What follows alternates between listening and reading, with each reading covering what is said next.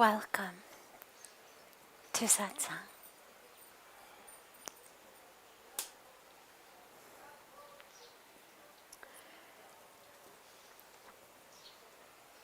We'll begin this beautiful, beautiful time together with a question that has come in advance. And then we'll open it up to any questions that anyone here has.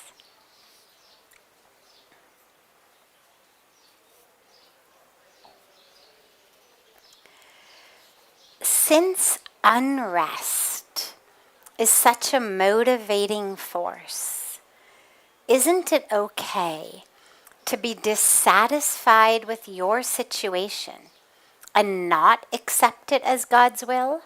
Some of the best things were invented because someone did not like the way things are.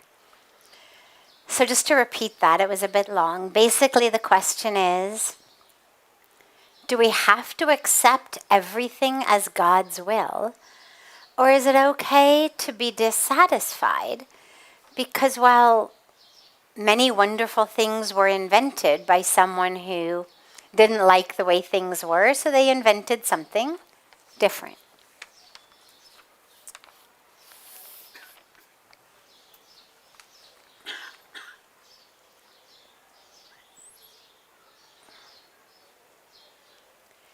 There's two layers of existence. There's actually many layers, but we'll categorize them into two categories for the simplicity of a short satsang rather than a 1-year course on levels of being and consciousness. And the two layers are, we could call them the physical level, and then we could call them the spiritual level. So we've got both of those two levels, two layers. Each of us has a physical body, bleeds if you cut it,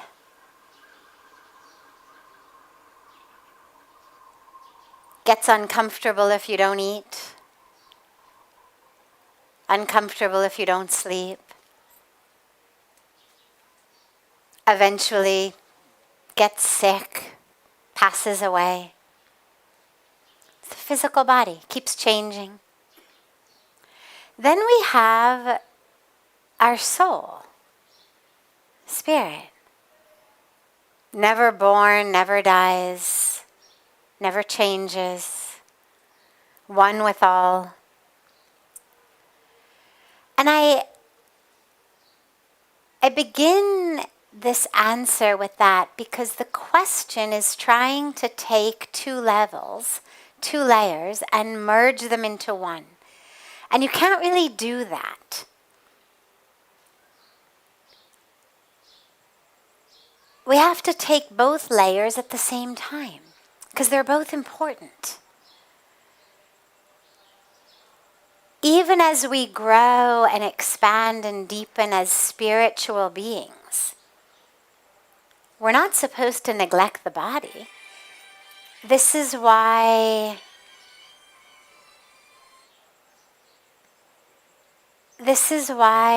there's such a beautiful emphasis in the spiritual world on yoga, on pranayama, on living a sattvic life, not only because it helps us spiritually, but because it takes care of our physical bodies.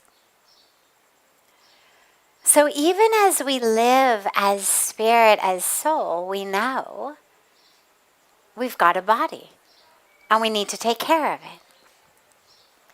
Now, the way that these two layers show up in our life a lot is on the spiritual level. Everything is perfect. There is nothing but God. Everything is God. On the physical level, things need to be changed. There's hungry people. There's oppressed people. Environment is being polluted and destroyed. There's so much to be done. A very simple way to think about it is you're walking down the street and somebody in front of you trips and falls. Okay? Now everything's perfect. Everything's God, right? We say, Aham Brahmasmi. I am God. Everything is God. And yet, this guy has fallen, or this lady has fallen, or this child has fallen right in front of you. Obviously, you need to bend down and help them up, even though everything's perfect. And the two of them don't cancel each other out. It's not that because I feed the hungry, I don't think everything's perfect. It's not that in planting trees we somehow are doubting the perfection of God. We live both levels simultaneously.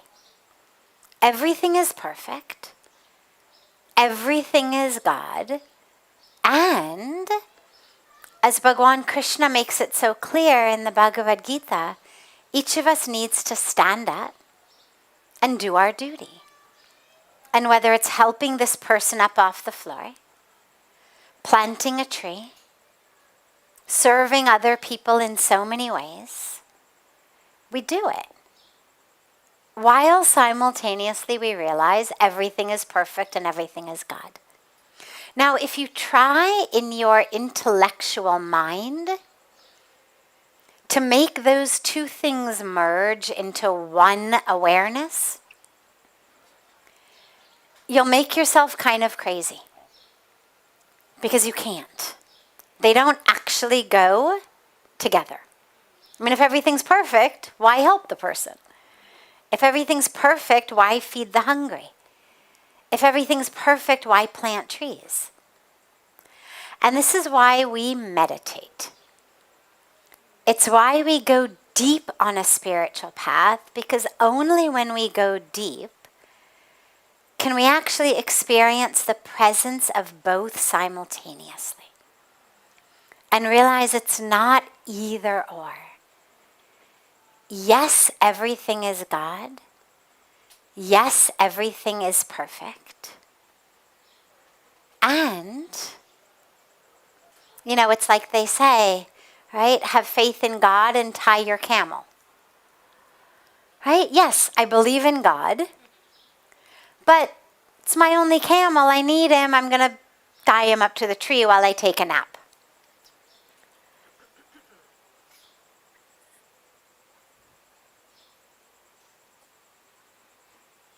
So those levels, those layers are really important to realize both of them exist simultaneously. We take care of the body, even though we are the soul. We take care of other people's bodies. We feed them. We give them education. We give them medical care. We treat them with respect, even though they are also the soul. So we live on both levels simultaneously. And that's the goal, is actually to live on both simultaneously. So then you look at this question. You say, is it okay to be dissatisfied and not to accept everything as God's will? Well, sure, as long as you're looking at two different levels. Accepting the perfection of God should not make us complacent. I mean, otherwise, every single child in the world just has to say, well, I guess it's, God's will that I fail this exam. I'm going to go out and play. Right? I mean, why study? If it's God's will that I'm going to fail, why bother studying? Hello, let me play my sports, watch my TV, and if it's God's will for me to get a good grade, I'll get a good grade. If not, I won't. But we understand that, yes, God's will is flowing. Yes, there is perfection, and In the same way that Arjuna needed to actually go out on the battlefield, draw his arrow, draw his bow with the arrow, in the same way, we need to act. So yes, dissatisfaction on that level is absolutely fine. I am deeply dissatisfied by the fact that there are children who are hungry. I mean, it's a horrible situation. The idea that there's more than enough food produced. I mean, the United States alone grows enough grain to feed more than 10 billion people a day. But that grain goes to feed the chickens, the cows, and the pigs who become hamburgers, hot dogs, and chicken McNuggets instead of being used to feed people. So tens of thousands of people, tens of thousands of children as well, are dying of hunger every day. And we could feed them all. That makes me deeply dissatisfied. And so we work. And we serve. That dissatisfaction, whether it takes the form of pain, sadness, grief, anger, those are catalyzers. They're catalyzing emotions. They're the stuff that get us up off our rear ends, up early in the morning, that make us work to change that with which we are dissatisfied. But at the same time, in the midst of all of it, we must also remember it's all God. It's all God. And that's why, again, we meditate. Because when I meditate, I'm no longer dissatisfied. Right? When I meditate, I touch and experience that infinite perfection. And there is no me, and there is no separate being, and there is no child dying of hunger, and there is no tree being cut down. There is just consciousness. And that enables us to serve without that stress, without that attachment, without that level of panic. Because we know on a deep level, yeah, it's all God. And it's all perfect. And our dissatisfaction is part of that perfection. And I know that may take a little while to wrap your brain around. But I think back, you look back at the Mahabharata, right? Now, Krishna had tried to convince Duryodhana to do the honorable thing. Give him some land. I mean, he had tried. Duryodhana didn't listen. Hence, the war needed to happen. And yet, Krishna's God, right? So, obviously, if in God's perfection, he really wanted the war not to happen, he would have just made it so. He's God. So here we have those two levels again. Even in God's perfection, when God himself is here in form on earth, part of the drama, in that perfection is Duryodhana being stubborn, being selfish, is Arjuna being worried and stressed, so that the Bhagavad Gita gets spoken, so that all of us can have it. And also, of course, so many other karmic threads that are woven into the story. So that's what's important for us to realize is our anger at situations, our dissatisfaction, our pain, is part of that perfection because it makes us act to restore Dharma. Because it's certainly not dharmic for kids to be dying of starvation.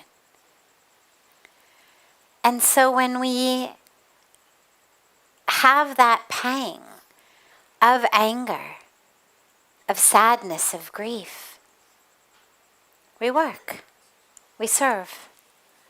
So allow yourself, not with your intellectual brain, but with your intuitive feeling heart, with your consciousness as you meditate, to just allow both levels of existence to exist simultaneously.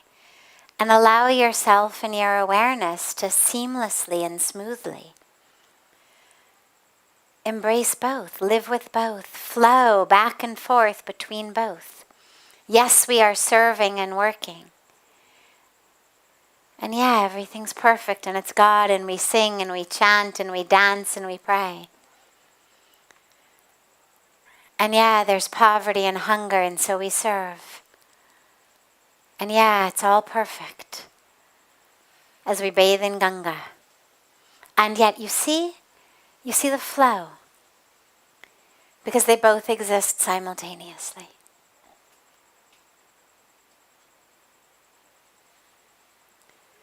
Does anyone here have a question? Yes, Abkiviti. Hi, there is a little bit of context to my question, so Sure. I hope I won't make No it problem. too long. So I grew up in a Christian family. So my grandfather was a pastor. I grew up going to church, and first I was going to church because my family was going. Then at teenager years, I got real experiences with God, and I got to know Him out of my own inquire. And I started traveling and started getting to know Him from other points of view, and was everything very beautiful because He is very beautiful. And happens now that I'm here, learning lots of different things, like learning about Him from a very different point of view than that I was raised upon. And now, because of my family, my long life friends are Christians, I've been questioned a lot, about if I am serving or singing, because I'm sharing with them. So every now and then on Instagram, what's happening, because it makes me extremely happy to be here. So I'm sharing, and I'm getting a lot of questions on whether I am serving other gods and singing to other gods. To what I've been answering to them, kind of from a distance, oh, other gods, tell me more about this. How is it to have other gods? Because I just believe in one, and I can't really, because it's a reflection of your answer from the last satsang, or from the last I was a part of. I cannot control God's form and where geographically He was born in, and I cannot control. So if you know other gods, and if there's something that I'm missing out, so you let me know, but I just know one God. But I feel like I'm lacking maybe a little bit of discernment here. I don't know whether I should kind of tell them more about my experiences and explain in a deeper way, how I see God now and how He has shown Himself to me in so many different ways, and how what I'm doing here is still serving and learning about Him Himself. Beautiful.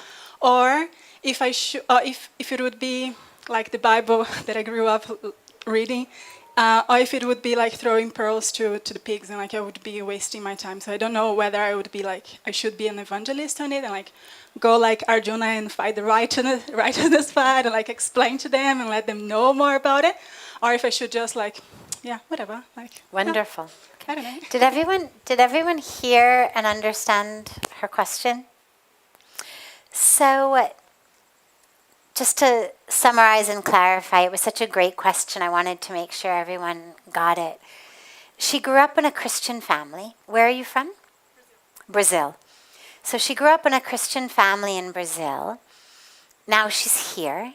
And she said in her youth, she had a lot of beautiful experiences of God in the Christian framework and belief system that she had been raised in. Now she's here. She's having so many beautiful experiences of God in so many ways here. And she said, she sings and she prays to God in the Arti and in the Kirtan. And she's having such deep experiences, and she's sharing them online, on social media. And her friends and family are asking her, are you praying to other gods? Like, this is not okay. That you're doing something that's wrong. And so she's wondering, should I really share with them the depth of what I'm experiencing and try to convince them? Or would that be just useless? So first of all, it's beautiful, the experience you're having. What I can tell you, and you can feel free to share this with your friends and family, is that Preeti's recording it anyway, so we can give it to you and you can share it with them, is that within the Hindu tradition, God is one. One of the greatest myths about Hinduism is that it's a polytheistic religion, that we have many gods. We do not. We have one God. In fact, it's even deeper than that. We believe there is nothing but God. And in that nothing but Godness, everything therefore is God. If God is the creator, then everything that has been created is infused with God. There is a lot of different metaphors and examples to help people understand. One of them, for example, is the sun is shining. You've got an infinite number of vessels on the ground. Different sizes, different shapes, different colors, filled with different amounts of water. Each of them is going to give you a different reflection of the sun. But there's only one sun. It's just being reflected differently based on the different vessels. But the sun is one. So that's one way that we think about it. Another way is that we're told in the scriptures that whatever way the devotee worships me, however the devotee thinks about me, I appear to the devotee in that very form. So whatever works for the devotee, because within Hinduism, it's considered very important to be able to have a personal relationship with God, as you said you have. But people have very different characteristics, very different sensibilities. And so it is seen as this graciousness of God to be willing to appear in this infinite number of ways, so that everyone, depending on their sensibility, their way, can experience God. Even within all of our different names and forms of God, it's accepted, it's understood, they are all one. It's all one. Just different embodiments, different manifestations, different incarnations at different times in different ways.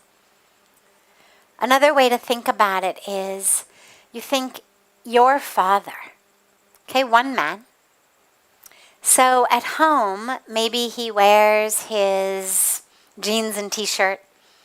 Maybe your mom calls him honey or sweetheart.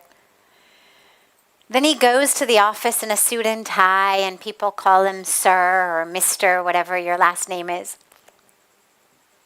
Then he goes out and he plays tennis or golf or whatever he plays with his friends.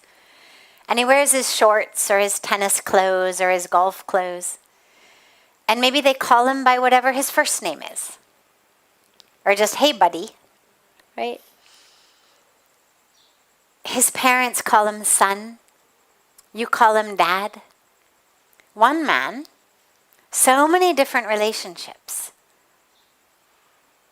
Based on all the different people in his life, different costumes, different relationships, different names. In the same way, God has different relationships with everyone. Different forms, different names, no problem. But God is one. So that's how we consider it. So what you should help your friends and family understand is you're not praying to different gods. You're praying to just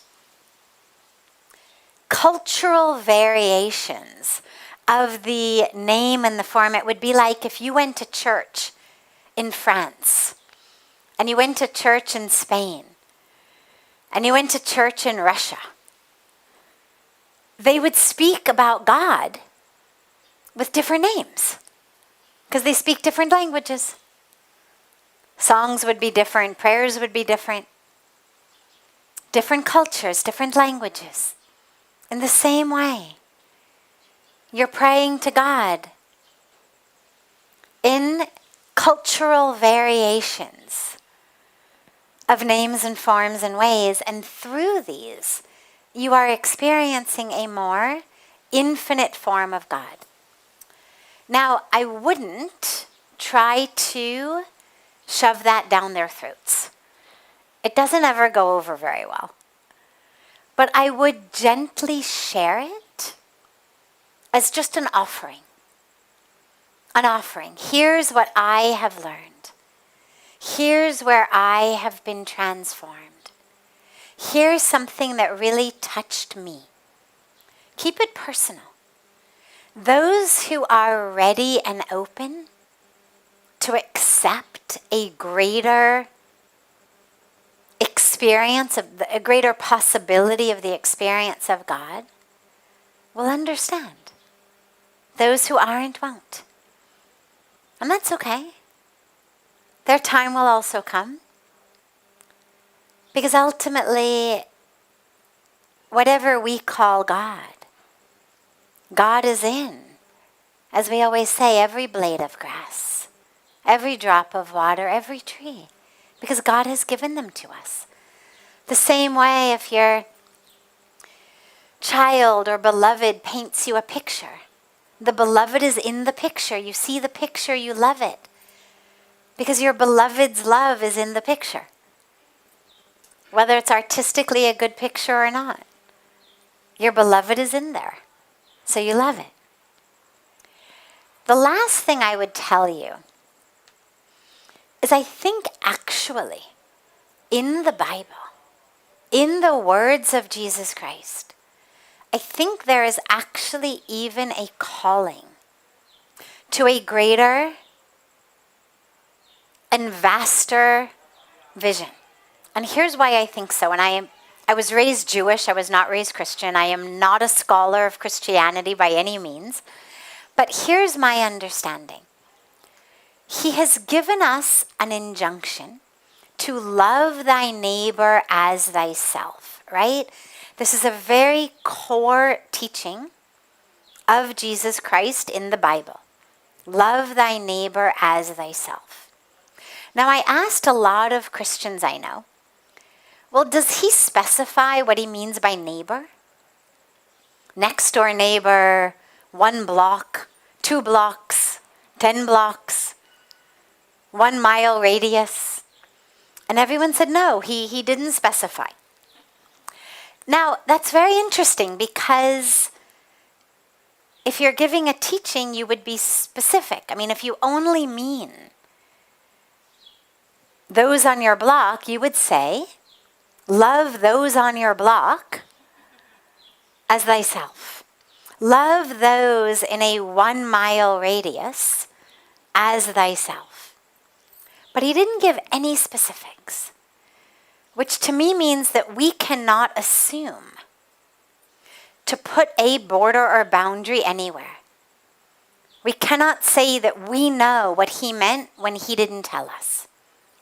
So there's no correct place to draw that line, which means ultimately we have to accept that the entire world is our neighbor, because there's no place to draw the line. Now, most of us don't even know the names of everyone on our block, let alone have the capacity to actually love them. Right? I mean, if I say to you, raise your hand if you actually know the name of every person on your block. Does anyone even know that? Right? Not even one. So if we don't even know the name of everyone on our block,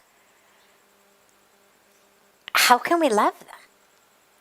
And that's only your block. And so it seems to me that the only actual way to follow that instruction, because I don't think he meant it as a suggestion or a vague idea. I think he meant it as a very literal instruction.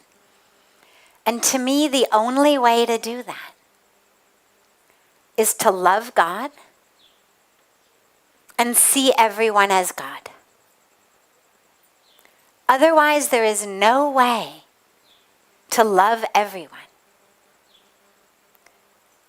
You love God, you understand that you are God, your capital S self is God. Because it doesn't say love everyone as thy body, or love everyone as thy ego, thyself. So I think about the capital S self. The only way to love all of those neighbors as thyself is you love God. You understand you are one with God. You understand, therefore, everyone is ultimately one with God. God is in everyone. And because you love God, you can love everyone. Like because you love your child, you will love every picture they draw. Doesn't matter. Even sight unseen, you know I will love it because your child made it. They say, Mom, I made you a new picture. You will love it. You think, of course I'm going to love it. Of course I'll love it. It'll go right up on the fridge. Of course I'll love it. You made it.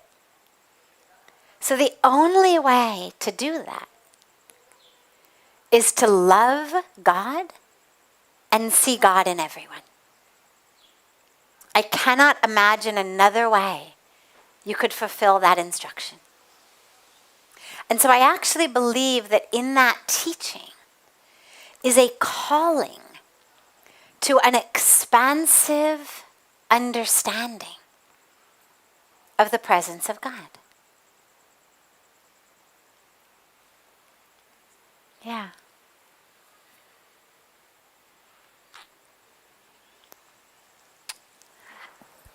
Yes, last, we'll take yours. Pranam.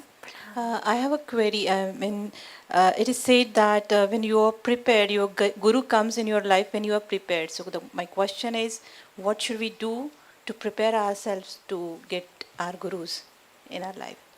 Beautiful. The best way to prepare yourself is to empty yourself.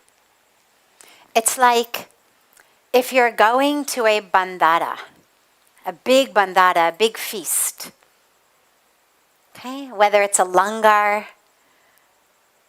whether it's a shadi.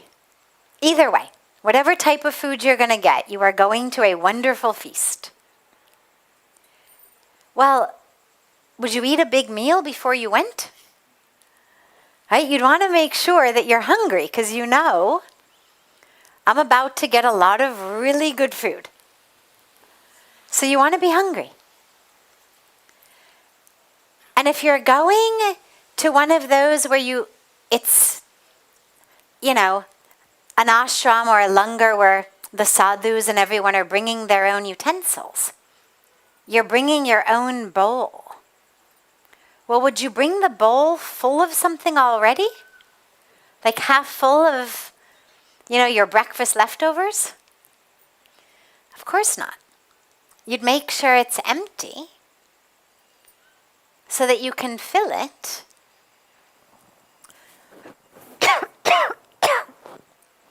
with what they offer. In the same way, the best way to prepare for meeting the Guru, for having the Guru enter our life,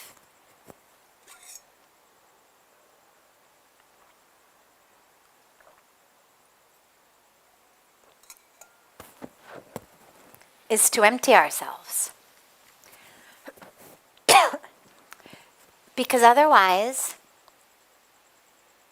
we're in the presence of the Guru. And we're so full already, that we cannot absorb, take in what the Guru has to offer. It's like that story I tell all the time about the Guru offering the cup of tea. Well, as long as the cup is full, the Guru can't pour any more tea. Until and unless we drink the tea in the cup, there's no room for more. And in the same way, until and unless we empty ourselves of who we think we are, what we think we know, what we think we need, there isn't any room. It's the equivalent of, the tap is on, but your bucket is upside down. So you're not going to be able to get any water because the bucket will die. If you want to actually absorb water, you have to turn the bucket the right side up. In the same way, that grace is there, that presence is there. But if we are upside down in our mind, we can't take it, we can't absorb it. So focus on emptying yourself of ego, of ignorance, of false identification. Work on getting your internal bucket the right way up. And then you'll be able and ready to fully absorb. Beautiful.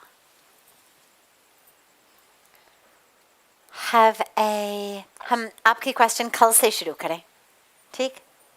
कल ही आपसे शुरू करेंगे. Have a beautiful rest of your evening. Beautiful Baisakhi. A beautiful morning and day to our family joining us from all over the world.